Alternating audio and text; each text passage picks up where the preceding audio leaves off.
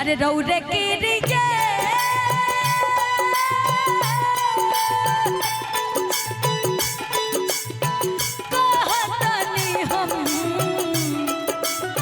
हमारा के मोइबू का तू हमार क्रिया खाता रुहे ने बैठा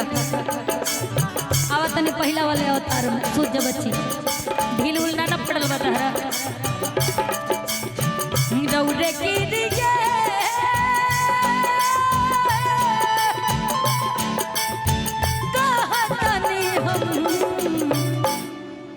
साउंड वाले भैया हमरा पे तनी ध्यान दी। अरे ए राजा कहियो माहौर खाके मोर जाई पियल ना छोड़बा ता कुछ कर जाई ए राजा कहियो माहौर खाके मोर जाई पियल ना छोड़बा ता कुछ कर जाई।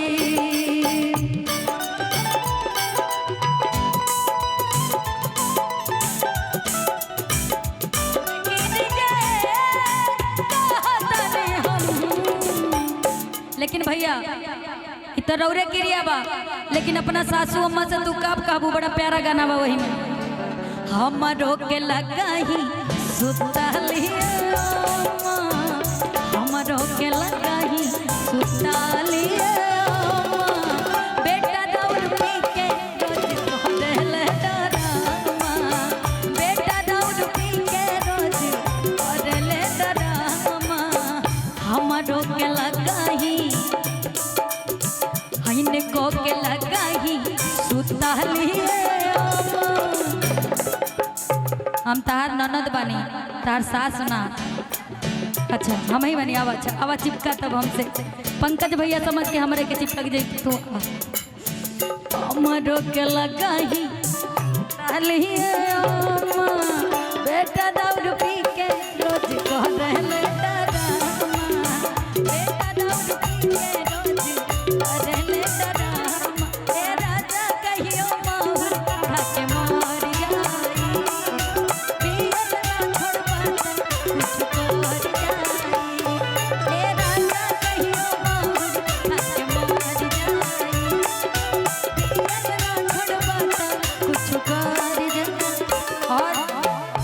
सुभाष पटेल भैया की तरफ से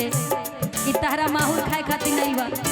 लेकिन ज्यादा माहौर मत खाइया तू रेड बुल पी लिया तनी एनर्जी आ गई दुबरा गई बाड़ू अपना सैया जी के फेरा में हमारा घर वाले सोचन फिर पगला गई कहा तरी बड़ा दिन सहाली अपना ही साहब अवतार पी के रोज मजी से कहो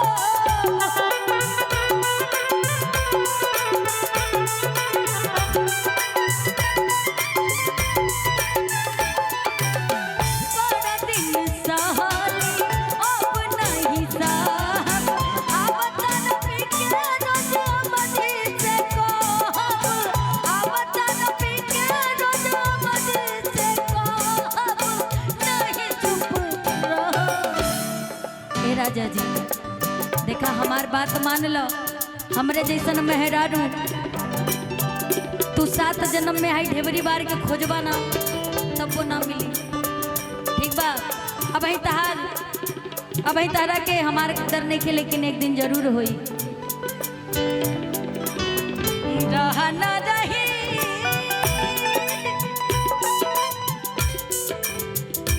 है तो जदी रहा ना रही है तो जदी डाल के गिरासन रहिया जारी जाई पियल ना छोड़बा कुछ कर जाई ए राजा कहियो माहुर खाके मोर जाई पियल ना छोड़बा कुछ कर जाई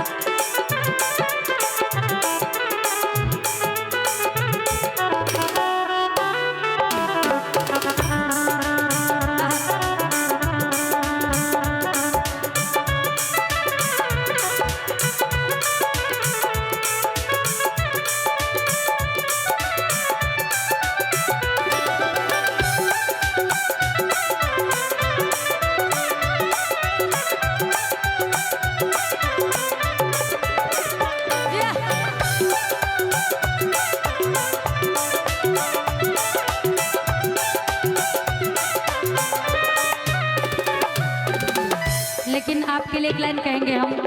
राजू भैया संभालेगा। हैरान हूँ मैं आपकी जुल्फों को देख कर, हैरान हूँ मैं आपकी जुल्फों को देख कर। लेकिन आदमी अगर पीता है ना, अगर कोई भी पुरुष अगर पीने लगा तो वो क्यों पीता है सुनेगा। लड़की ने तोड़ा दिल तो संभाला शराब ने, लड़की ने तोड़ा दिल तो संभाला शराब ने। कम से छुपा के आंसू को, कम से छुपा के आंसू को संभाला शराब ने, लड़की ने तोड़ा दिल तो संभाला शराब ने, और लड़की ने तोड़ा दिल को संभाला शराब ने।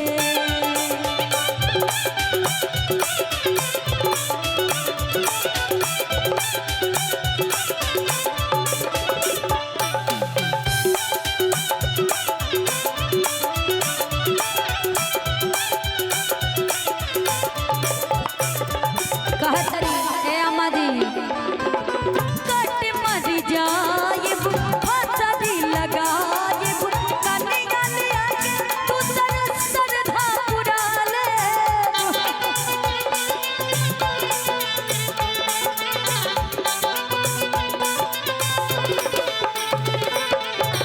कट मरी जाइब फसरी लगाइब, कनिया लिया के